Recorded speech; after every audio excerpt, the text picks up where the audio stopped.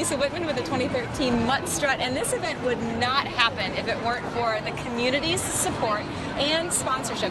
And Brandi Craig is with IndyHumane, but kind of with IndyHumane. She's on the board, and I want to find out, how did you get involved with IndyHumane in the first place? Well, I'm passionate about animals, so that's an easy connection to have.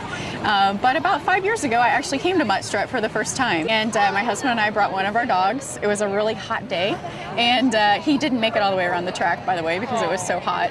But I ran into a board member who was out greeting folks, and got into a conversation with her, and lo and behold, started doing some things for Mutt Strut, and time went on. I became a board member for IndyHumane, and now I actually chair our sponsorship committee for Mutt Strut. Very good. And you've got some really special, important sponsors this year. Tell me about some of the main sponsors and why they're so important to IndyHumane. Yeah, our two main sponsors are Harrison College and CLP, and we've had a good relationship with both of them for quite some time. But ultimately, all of our sponsors, we appreciate what they do for us. They do everything from donating money to volunteering their time to giving even. We've got some sponsors who give donations as far as food for us to give to the volunteers and so forth here. So it's actually a very wide variety of sponsorships that we have. And like I said, we couldn't do it without the support of our sponsors to have such a great event every year. I want you to talk a little bit about how IndyHumane is funded and some of the myths that people think of the way that it's funded and the reality of really how it's taken care of. I think a lot of people believe that we get some sort of state or federal funding, and it's not true. Actually, the IndyHumane wouldn't be here if it weren't for sponsors like what we talked about, as well as just individual donors.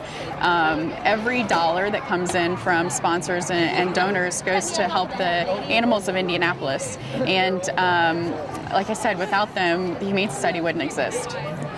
What ties the sponsors to IndyHumane or to the Mutt Strut? What's the common thread? We have a common group of people that we are trying to work with and support and maybe even sell our goods to in the community. And it is about community involvement as well. I think those two things together are probably why a lot of the folks are here sponsoring today.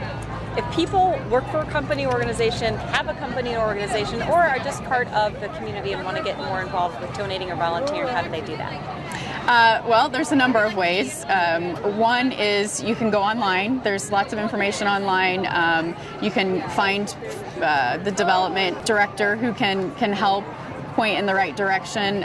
We're here today all day long, and there's plenty of us walking around. We've got walkie-talkies on and name tags, and can talk about what next year and years to come are. Or, like I said, going to the website would probably be a first step. Perfect. Thank you so much, Brandi. So consider being a part of IndyHumane. It is 100% donation driven, and it's a great organization.